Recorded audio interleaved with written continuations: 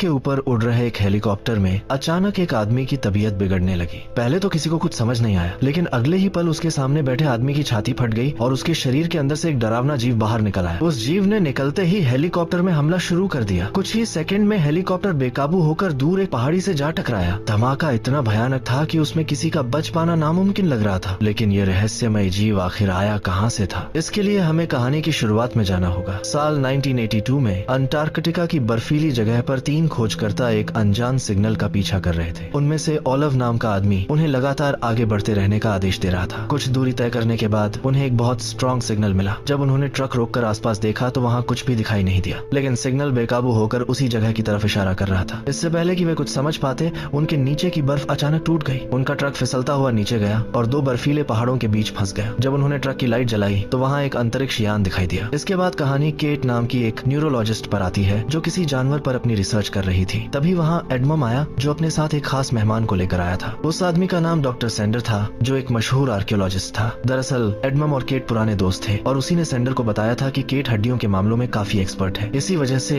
Doctor sender उससे मदद मांगने आया था। फिर सेंडर ने केट से कहा कि अंटार्कटिका में उसका एक दोस्त रिसर्च सेंटर चलाता है और 2 दिन पहले उसे वहाँ कुछ ऐसा मिला है जो किसी अजूबे से कम नहीं है। इसीलिए इस मिशन में उसे केट की काबिलियत की जरूरत थी। केट ने जानना चाहा कि आखिर वो चीज क्या है, लेकिन सेंडर ने इसके बारे में कुछ भी बताने से मना कर दिया। उसने कहा कि वहाँ पहुंचकर वो खुद सब देख लेगी। अगली सुबह वे लोग अंटार्कटिका के लिए रवाना हो गए। रास्ते में पायलट सैम ने उन्हें चेतावनी दी कि जितना जल्दी हो सके अपना काम पूरा कर ले, क्योंकि 3 दिन बाद वहाँ एक भयानक बर्फीला तूफान आने वाला था। कुछ देर बाद वे लोग रिसर्च सेंटर पहुंच गए। वहाँ एक आदमी उन्हें उस जगह ले गया जहाँ वो यान मिला था। अंदर पहुंचने पर सेंडर की मुलाकात अपने दोस्त एडवर्ड से हुई। एडवर्ड ने उन्हें अपनी टीम से मिलवाया जिसमें स्कॉट और जूलियट भी शामिल थे। इसके बाद एडवर्ड उन्हें अंदर ले गया और वह अंतरिक्ष यान दिखाया। उसे देखकर किसी को अपनी आंखों पर यकीन नहीं हुआ, लेकिन जल्द ही उन्हें मानना पड़ा कि यह सब सच है। फिर एडवर्ड ने बताया कि कार्बन डेटिंग के हिसाब से वह यान लगभग 10,000 साल पुराना है। इसके बाद वो उन्हें एक और जगह लेकर गया। वहाँ का नजारा देखकर एक बार फिर सबके होश उड़ गए। वहाँ उस यान का पायलट यानी एक एलियन बर्फ में जमा हुआ पड़ा था। उसे देखकर उन्होंने अंदाजा लगाया कि शायद बाहर निकलने की कोशिश में वह ठंड में जम गया होगा। इसके बाद सभी लोग वापस रिसर्च सेंटर लौट आए क्योंकि काफी रात हो चुकी थी। कैबिन में पहुंचने के बाद केट की मुलाकात इस रिसर्च से जुड़े बाकी लोगों से हुई। फिर सभी ने मिलकर फैसला किया कि सुबह होते ही